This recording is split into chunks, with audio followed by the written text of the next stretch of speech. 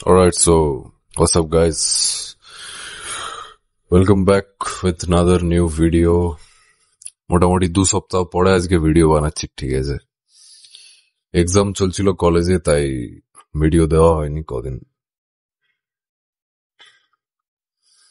বালের এক্সাম চলছিল ভাই, কোনো মাথা মুন্ডু নেই যে এক্সামের, যা তা অবস্থা।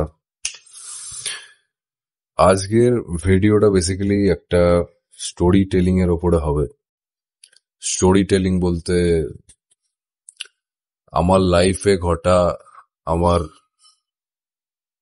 সব থেকে দুটো ক্রিটিক্যাল জিম ইনজুরি নিয়ে আজকের ভিডিওটা হবে। তো ভিডিওটা এন্ড অব্দি দেখবে, অনেক কিছু শিখতে পারবে। এখানে আমি আমার লাইফ এক্সপিরিয়েন্সটা তোমাদের সাথে শেয়ার করব, যে কি হয়েছিল ইনজুরির সময়, ইনজুরির টাইম পিরিয়ডে আমি কিভাবে সার্ভাইভ করেছি, সমস্ত কিছু আজকে বলবো ভিডিওতে। তো এন্ড অব্দি দেখবে ভিডিওটা, ভালো লাগবে আশা করি।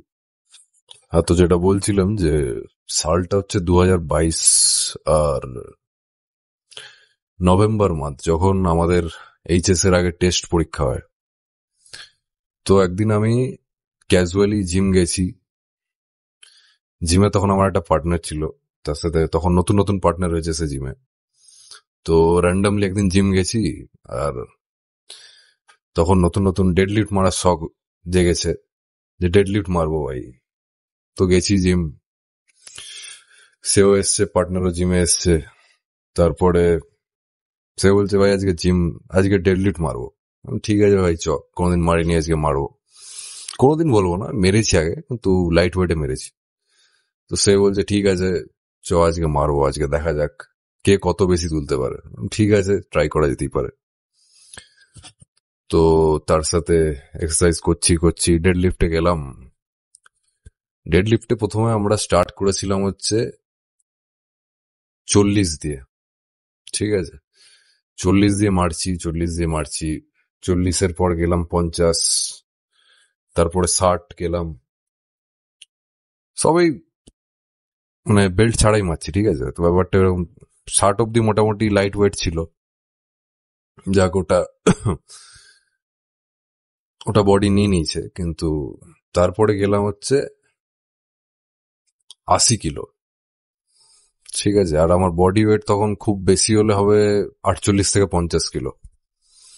তো 80 কিলো গেছি, এতটাই জোশ বেড়ে গেছে তখন। আমার মিস্টেক আছে, আমি নিজেকে দায়ী করবো আমার ইনজুরির জন্য। বেল্টলেস 80 কিলো মারবো, খিঁচ উঠে গেছে মাথায়, অ্যাড্রিনালিন এতটাই স্পাইক হয়ে গেছে, বেল্টলেস 80 কিলো আজকে মারা হবে। তো সেই মতো আমি 80 কিলো ধরলাম। ওঠাবার সময় আমার লোয়ার ব্যাকে একটা কাট করে আওয়াজ হয়েছে, সেটা আমি তখন বুঝতে পারিনি। তখন আমার কিছুই ফিল হয়নি, তখন অ্যাড্রিনালিন এতটাই স্পাইক ছিল বডিতে যে আমি কিছু ফিলই করতে পারিনি যে আমার কিছু ইনজুরি হয়েছে, সেরকম লেভেলের ইনজুরি হয়েছে। তো হলো সেটা, বাড়িতে এসে আমি বাথরুম করতে করতে কুঁজো ঝুঁকেছিলাম, আর আমি সোজা হয়ে দাঁড়াতে পারছি না। এতটাই আমার মানে পেন হচ্ছে বলো, চাই মনে হচ্ছে কেউ মানে একটা জায়গায় হাতুড়ি দিয়ে, একটা হাড়ের ওপর হাতুড়ি দিয়ে ঠুকলে যেমন পেন হয়, পেরেক ঠুকে হাতুড়ি দিয়ে ঠুকছে, এরকম পেন হচ্ছে আমার। লিটারালি না বসতে পারছি, না উঠতে পারছি, না দাঁড়াতে পারছি, কিছুই করতে পারছি না। তো তখন আমি জিনিসটাকে অতটা সিরিয়াসলি নিইনি। তারপরে বাথরুম থেকে বেরিয়ে আমি খাটে বসেছি, খাটে শুয়েছি, একটু রেস্ট নিচ্ছিলাম। খাট থেকে আর আমি উঠে বসার আমার ক্ষমতা ছিল না, এতটাই জঘন্য পেন হচ্ছে, মারাত্মক পেন, আনবেয়ারেবল পেন যাকে বলে টোটালি। তো সেই জিনিসটা হচ্ছে, ঘরে তো কথা শোনাচ্ছে কি জিম করছিস, প্রোগ্রেসের থেকে বেশি তোর ইনজুরি হয়ে যাচ্ছে। স্বাভাবিক বাঙালি পরিবারে যে কথা শোনানো জিনিসটা, ওটা থেকেই যায়। তো সেই মতো শুয়ে আছি বিছানায়, কিছু করতে পারছি না, রাতে মারাত্মক যন্ত্রণা, না শুতে পারছি, না বসতে পারছি, না উঠতে পারছি, যেখানেই যা করতে যাচ্ছি ব্যথা, অস্বাভাবিক ব্যথা হচ্ছে। অব্দি ঠিক ছিল। তারপরে পরদিন সকালে ডাক্তার দেখাতে গেলাম, ডাক্তার তো আগেই ধরে নিয়েছে যে তুমি ডেডলিফট মারতে গিয়ে তোমার হয়েছে। আমার হ্যাঁ, আমি ডেডলিফট মারছিলাম, বুঝতে পারিনি। তো এক্সরে ফেক্সরে করা হলো, স্ক্যান ফ্যান করা হলো, তাতে ধরা পড়লো কি, যদি তোমার লোয়ার ব্যাকে যে একটা, মনে করো এটা আমাদের স্পাইন যদি হয়, এটা এরকম সোজা থাকে, যখন আমি ডেডলিফটটা উঠাচ্ছি এইভাবে, আমার পিকটা কি ঝুঁকে ছিল। ডেডলিফটের নিয়ম হচ্ছে সবসময় স্পাইন স্ট্রেট থাকবে, এই ওয়েটটা ধরলে তুমি এখান থেকে এইরকম স্ট্রেট পশ্চারটা এইভাবে ওঠে, এটা হচ্ছে অরিজিনাল পশ্চার ডেডলিফটের। আমি তখন নতুন নতুন মারছি, আমি জানি না, কিন্তু ওই জোসে মারতে হবে নিজেকে।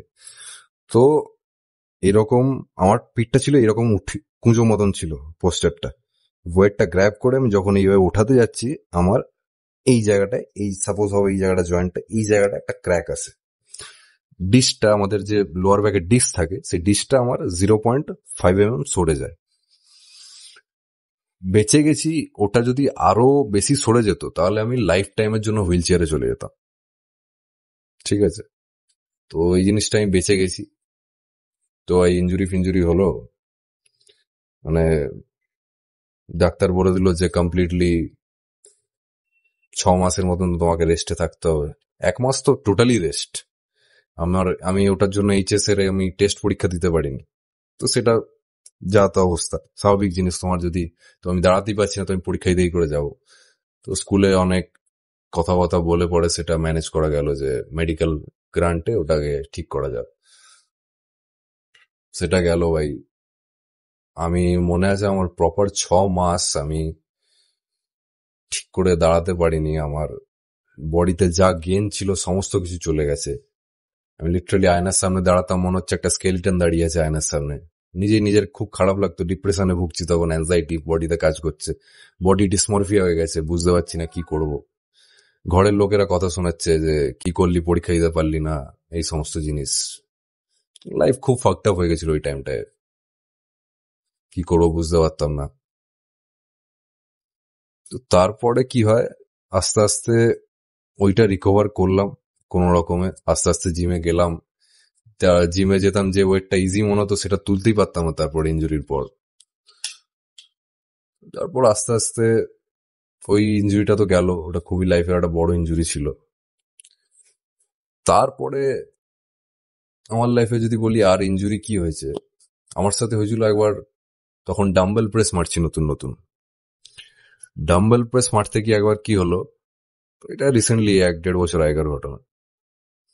30 kilo dumbbell, incline dumbbell press মারছি, 30 কিলো ডাম্বেল লিফট করেছি, মারছি। প্রথমবার লিফট করেছি তখন দুটো গেছে, 3 নম্বর সেটটা উঠিয়েছি, ওটা সামলাতে পারিনি, ডাইরেক্ট বাঁ দিকের হাতটা গেল ছেড়ে, হাত থেকে ডাম্বেলটা সিধা বুকের ওপর পড়লো। বুকের ওপর পড়লো, তখন তো কিছু বুঝতে পারিনি অতটা। ঘরে এসে ভাই আমার বাঁ দিকের চেস্টটা পুরো শোর হয়ে গেছে, ফুলে গেছে, লাল হয়ে গেছে, পুরো শোর। আমি বললাম গেলাম ভাই, শেষ আমি আজকে, ঠিক আছে, আমার আর কিচ্ছু করার নেই, লাস্ট ডে চলে এসছে আমার, আমার এটা জীবনের শেষ দিন। অস্বাভাবিক ব্যথা করছে, তো ভেবে নিয়েছিলাম আমার হার্টে কিছু ইঞ্জুরি হয়ে গেছে, ঠিক আছে, তো অস্বাভাবিক পেন। তো সেটা তো আমার মোটামুটি 1 মাস তো টাইম লেগেছিল রিকভার করতে। তো এইসব জিনিস লাইফে অনেক দেখেছি ভাই। যদি আমি বলি যে ইঞ্জুরিতে আর ভয় লাগে না, সত্যি কথা বলতে। লাইফে এত বড় বড় ইঞ্জুরি দেখে নিয়েছি জিমে, সুতরাং আর অবভিয়াসলি আমরা জিমে করি, ওয়ার্কআউট করি, তাদের সব থেকে বেশি চান্স থাকে হার্ট অ্যাটাক হওয়ার। যদি সাধারণ মানুষের থেকে আমরা পার্সেন্টেজ হিসাবে দেখি, তো আমাদের পার্সেন্টেজ সব থেকে বেশি হার্ট অ্যাটাক হওয়ার চান্স যেটা আছে। তো এই একটাই মোটিভ নিয়ে এগোচ্ছি যে লাইফে কিছু করতে হবে, সবকিছু থেকে কামব্যাক করতে হবে। অনেক বড় বড় জিনিস থেকে কামব্যাক করেছি, রিকভার করেছি, আর এটাই ভবিষ্যতেও যাতে সমস্ত কিছুর জন্য রেডি থাকি সেটাই চেষ্টা করতে হবে। তো আজকের ভিডিওতে এইটুকুই বলার ছিল। জানি আজকের ভিডিওটা একটু বোরিং হয়ে গেছে, কিন্তু তোদের সাথে আমি শেয়ার করলাম আমার লাইফের ইঞ্জুরির এক্সপিরিয়েন্সটা। যদি ভালো লাগে ভিডিওটা লাইক, শেয়ার, কমেন্ট করে দিস। Love you all, peace, signing off. और इनको लगता नहीं था फिर भी भैया गांड फाड़ रहा हूँ, अपने बाप के सिवा ना कोई बाप मानता हूँ।